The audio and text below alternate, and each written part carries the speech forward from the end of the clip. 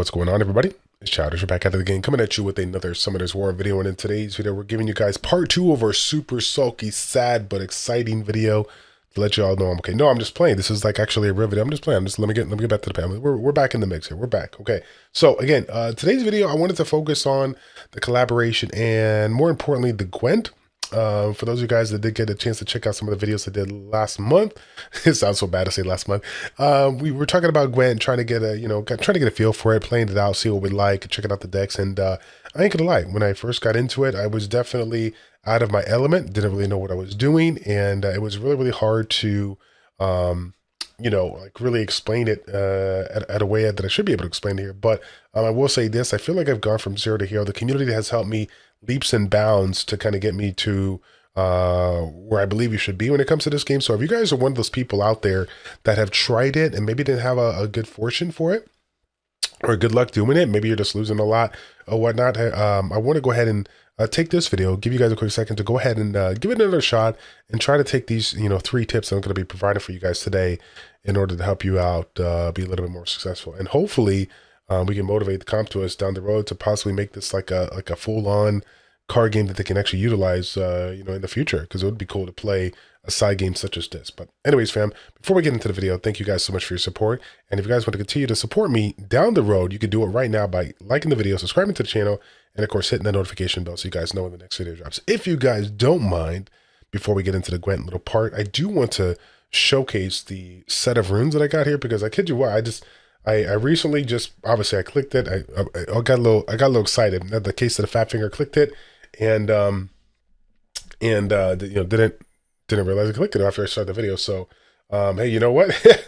I probably, I mean, this 2 flat stats. It kind of sucks, but it's nice to have the thing. I don't know what I'm gonna do with that one. Probably still re-roll it because I think it's gonna be better here. But yeah, I mean, overall, we'll see what we get here. Nothing too crazy right now. This one here, not going to use. This one here, definitely can use. Yeah, I guess that's okay. It just would have been nice if it went into speed. No big deal. Okay, definitely not going to use that with the, yeah, definitely not going to use that. Okay. And then last but not least, we got the despair ones, the one here. I've been really going for my despair runes. Those have been like the kind of focus on my account as of late. Been really enjoying the despair runes, but apparently we have none of them.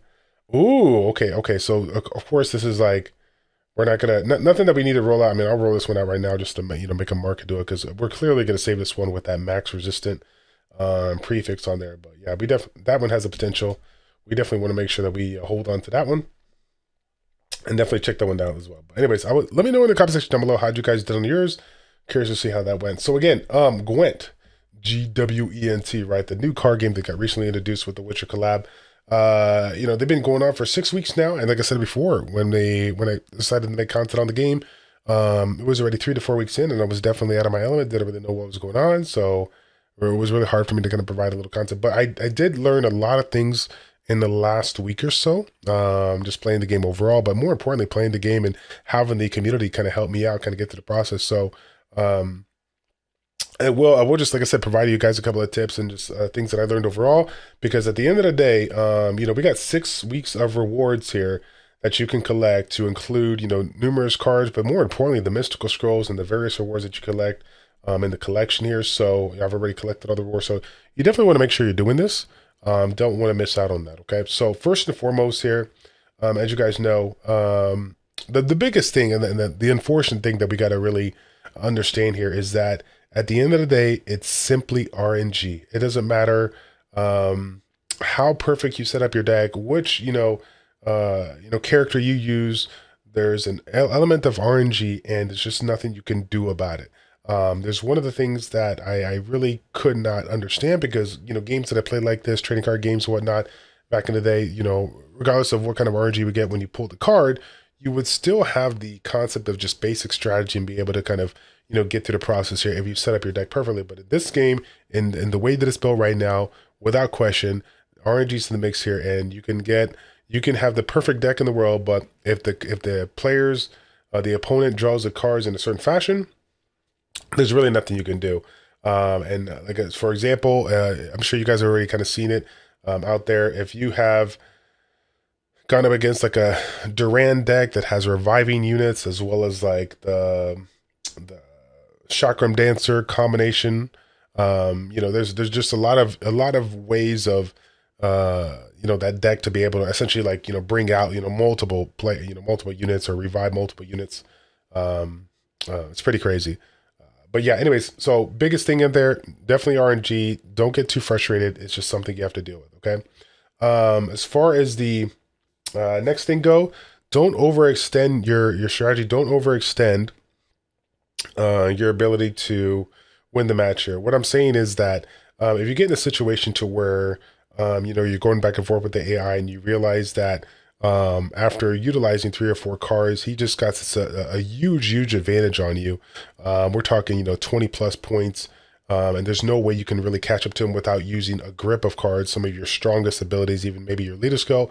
And this is the first match. I think that's a good reason to kind of just essentially take one for the team and essentially just force the pass here. That's one of the things that I didn't learn early on, is that while it is good to win the first one, it's not absolutely necessary, especially if they have the huge advantage. So make sure that, if you definitely get a jump on them, if they definitely get a jump on you, that you consider the deck that you're using, but more importantly, the amount of cards you have available, because ultimately the cards that you have laid out, if you don't have any kind of cards that could pull from your deck, that's basically what you got to work with. So definitely want to make sure that you're not overextending your cards, overextending your strength. And if you need to, pass on the first one and then focus on the second and third one to get it done. Next tip, first pick. So the unit that you're going to be utilizing as your first pick for any of the decks you use are going to be the units out there that they provide in the game that are essentially the Witcher collab units. Why are these important? Because these are the ones out there in the game that have the ability to not be destroyed or revive. And this is very important. Not only is it very important because they have a high attack power that you can obviously take advantage of, but the biggest thing about them is they can't be destroyed, they can't be revived. And you guys already know when it comes to this particular game is that the destroy mechanic of the Gwent game is really strong. It's one of those mechanics out there that can drastically change the flow of the game. So if you are one of those people out there that have a couple of cool units that you want to throw on the jump, and you are not using anti-destroy, anti-revive units, they can play another card out there that can not only bring a lot of attack power on their team, but also kill the card on the same battlefield as you with the highest attack power. I kid you not, there's been so many matches that I have done where I just thought I got them without question, and then they brought in something like this that took out a unit that was absolutely my strongest unit out there. And then in addition to that, I've been in situations to where I had multiple units with the same combat power, like I said, i.e. the battle dancers, chakram dancers, right? Boomerang warrior combination, and they were same attack power, and they were able to take out not just one but two, because the highest attack power, whatever like that, was essentially this. They were the same. There were multiple, and so they definitely that particular card can really drastically change the flow of the game. And the reason why I say this is because of the anti-destroy cards, is that the AI that is set up in this game right now, as of right now, I don't know if they change it, but as of right now, they're not really paying attention to the cards that you lay out. Meaning, if you put out an anti-destroy card, there's a chance that they're going to lay that out and not realize that they're not like the AI of the computer here. It's not super on point, so you could take advantage of that by playing the the anti-revive card that you get. Like I said before, we got Geralt and Ciri, which you'll get over time. And those are going to be the biggest ones to focus on early on. Definitely save those if you can. The last tip I got for you today is essentially understand the deck that you're going to be utilizing and basically capitalize on its strengths. So for example, Duran is a melee-based deck, like Canna, of course, being a range-based deck, and of course, Reyna being more of a support-based deck. You're going to see a lot of the characters in their deck in that specific category, and a lot of them with unique mechanics to capitalize on the units within that category. So again, if you're one of those people out there that are like, I'm looking at my deck, I have to have 20 cards, I can definitely have 30 or more. Do I utilize every single one in there, or do I just focus on the ones that are heavy on the melee, heavy on the attack power, and can provide the most value on those, as well as maybe incorporating 1 to 2 utility-based cards that will essentially help you out to provide either more damage or drastically reduce the amount of damage coming your way. So for example, Duran, melee-based deck, so I'm going to be utilizing cards like this, where I'm going to be able to get yourself a double up attack power on that one for a round. You have a leader skill that you can take advantage of as well, that has a double up attack power like the Hymn of Battlefield. And so you can have multiple double attack powers here between your leader skill, your card, and of course I think there's a Colleen there that can do that as well. But you know, as you see right now, there's cards that can reduce the support battlefield cards to 1. There's cards that can reduce the melee battlefield cards to 1, and of course the range, right? In the general start of the game, you basically get all these cards kind of laid out to you, but do you need them all? Definitely not. You're obviously going to figure out who you're going to be going up against. So me personally, I'm never going to utilize the melee card that reduces it, because I'm capitalizing on the melee cards for myself. And I'm always going to have cards that reduce the damage on, you know, other elements or other categories here, range or support alike here. So just keep that in mind. You definitely don't want to overextend these specialty cards or utility cards, because ultimately you have a minimum of 20 cards you can use, and you can incorporate more, but the more cards you use, regardless of the rotation of those cards, it's still going to take you a little bit more time to get through it. Remember that that's all the cards you have available to you. So the sooner you get to the cards that you're trying to utilize, then, you know, the more chances of you know, being able to work the deck the way you want it to be worked here. So again, I think that's pretty much going to be it for the video. I think I will have a little bit of gameplay here just to kind of showcase the last stream, and maybe like a highlight of like a match or two at the end of the video. So definitely stay tuned for that. But outside of that, fam, yeah, it's a pretty cool card game, pretty simple, pretty, you know, not super crazy. I thought it was definitely more complicated than I what, you know, prior to.